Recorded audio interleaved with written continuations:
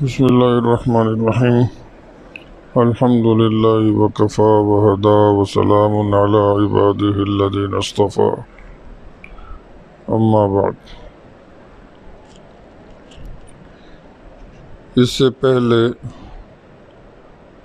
متقیوں کی علامات اور ان کی نشانیوں کا تذکرہ چل رہا تھا۔ متقی وہ جن کے اندر تقوی کا جوہر ہے، اللہ کی ناراضگی اور اللہ کی نافرمانی سے بچنے کا فکر و اہتمام کا جوہر ہے۔ ان کی وہ نشانیاں کا یہ مطلب نہیں ہے کہ یہ نشانیاں ان کے اندر پہلے سے موجود ہوں گی،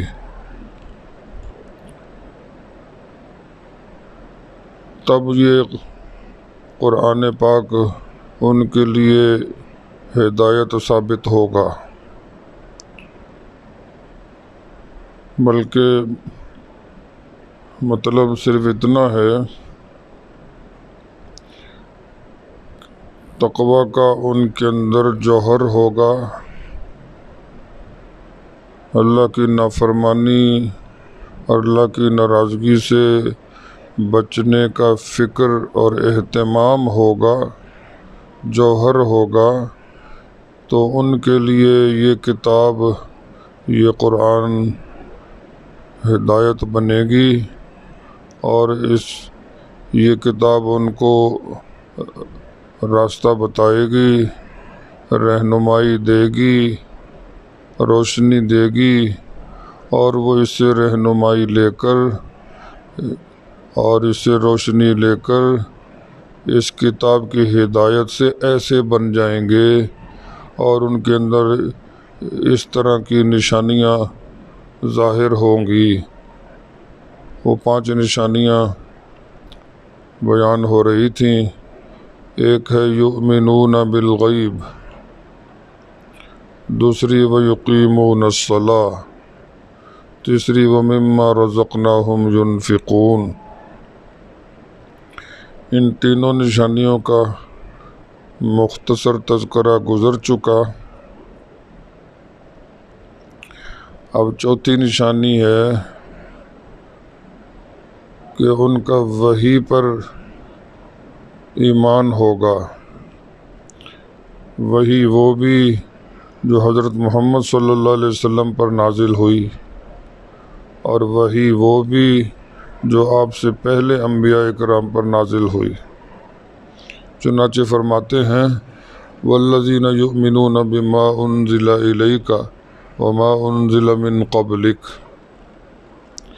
لیکن پہلے انبیاء کرام پر جو وحی نازل ہوئی اس پر ایمان صرف اس طرح ہوگا کہ وہ وحی بھی برحق تھی، وہ وحی بھی اللہ کی طرف سے تھی، لیکن اس پر عمل کا وقت ختم ہو چکا، اور ہمارے آقا حضرت امام الانبیاء خاتم النبیین محمد الرسول اللہ صلی اللہ علیہ وسلم پر جو وحی نازل ہوئی، چاہے وہ وحی مطلوب ہو چاہے وحی غیر مطلوب، وحی مطلوب اس کو کہتے ہیں وہ وحی جو قرآن بنی، جس کی تلاوت کی جاتی ہے۔ وحی غیر مطلوب اس کو کہتے ہیں جو ہے تو اللہ کی طرف سے ہدایت، لیکن وہ قرآن نہیں بنی، وہ حدیث بنی، نبی کریم صلی اللہ علیہ وسلم کے دینی ارشادات۔ مثلا قرآن پاک میں نماز کو قائم کرنے کی بات تو ہے، مگر نماز کی تفصیل موجود نہیں ہے کہ نماز کس طرح، کتنی رکعتیں اور کیا ترتیب، یہ تمام چیزیں نبی کریم صلی اللہ علیہ وسلم کے حوالے اللہ تعالیٰ نے کر دی تھیں۔ چنانچہ قرآن پاک میں فرمایا وَأَنزَلْنَا إِلَيْكَ الذِّكْرَ لِتُبَيِّنَ لِلنَّاسِ، ہم نے یہ قرآن، یہ ذکر آپ کی طرف نازل کیا ہے تاکہ لوگوں کے لیے آپ اس کو واضح کر دیں۔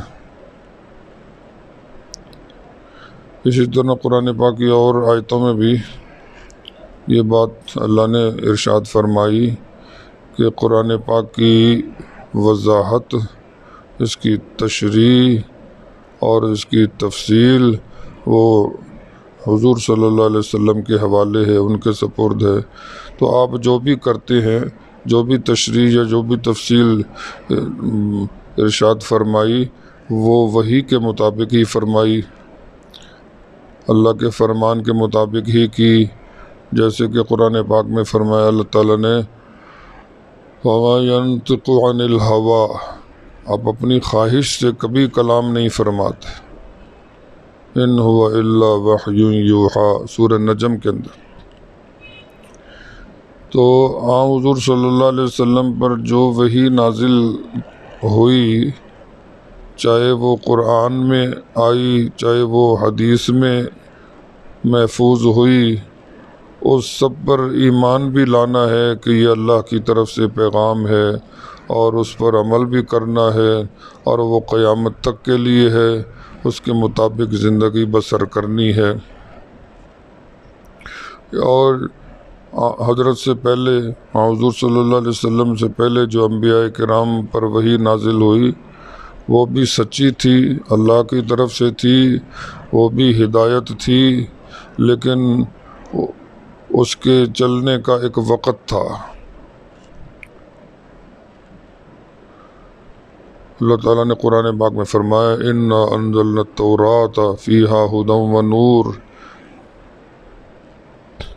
تورات کو بھی ہم نے ہی نازل کیا تھا، اور اس میں بھی ہدایت تھی، اور اس میں نور تھا، لیکن وہ تورات ایک وقت تک کے لیے تھی، اور وہ وقت گزر چکا حضور صلی اللہ علیہ وسلم سے پہلے۔ تو ان پر ایمان صرف اس طرح رکھنا ہے کہ وہ بھی اپنی جگہ سچی تھی اور من جانب اللہ تھی، اور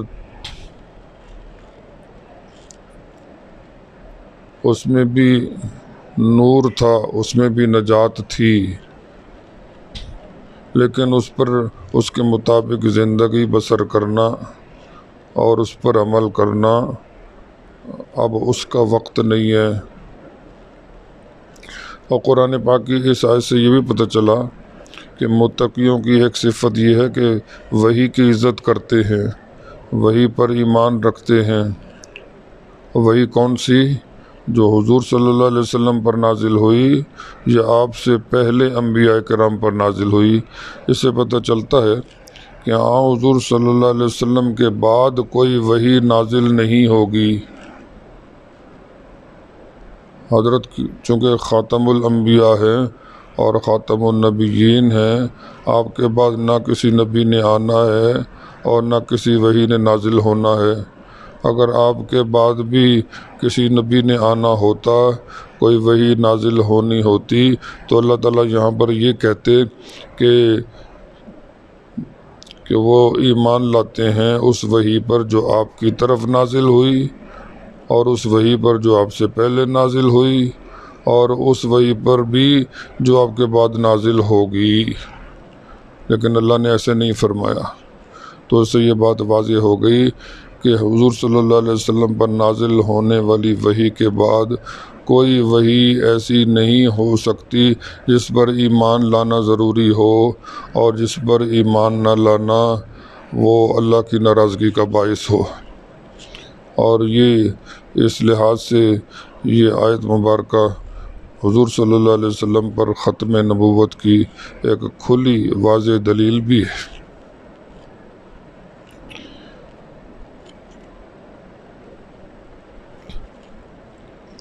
تو یہ چوتھی نشانی ہے اہل تقوی کی اس کتاب کی ہدایت سے متقیوں کا جو جوہر تقوی نکھرتا ہے تو پھر وہ ایسے بنتے جاتے ہیں، وہ اس طرح کے ہو جاتے ہیں۔ وہ صرف یہ نہیں کہ صرف اپنی عقل پر، اپنی سمجھ پر ہی پورا اعتماد رکھتے ہیں، اس سے بڑھ کر وہ اللہ کی طرف سے نازل ہونے والی وحی پر یقین رکھتے ہیں اور ایمان رکھتے ہیں۔ اللہ تبارک و تعالی ہمیں قرآن پاک سے رحمت اور ہدایت حاصل کرنے کی توفیق عطا فرمائے۔ وآخر دعوانا الحمدللہ رب العالمین۔